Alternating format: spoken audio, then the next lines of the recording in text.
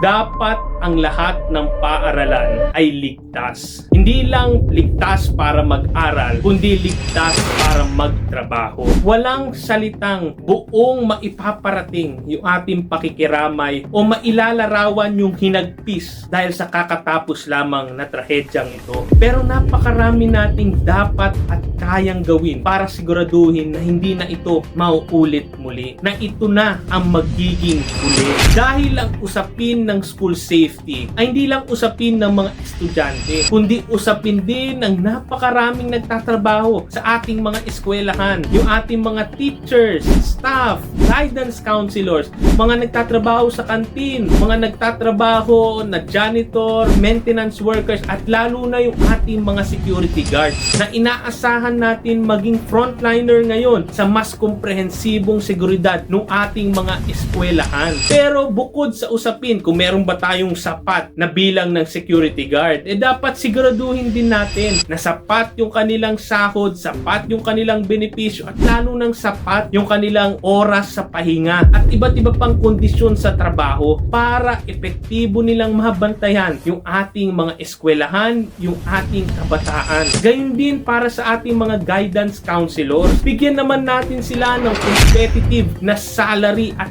benefits dahil napaka-critical ngayon ng psychosocial support. Hindi lang para sa mga estudyante, kundi pati sa mga empleyado. At sama-sama tayo magtulungan pa sa mas marami pang solusyon na dapat pumasok dun sa ating emergency protocol na hindi na lamang fire drill o earthquake drill. Dahil ang usapin ng school safety ay usapin din ng occupational safety and health. Manggagawa ka man o estudyante, sama-sama tayo. Dapat walang may iwan sa usapin ng kaligtasan.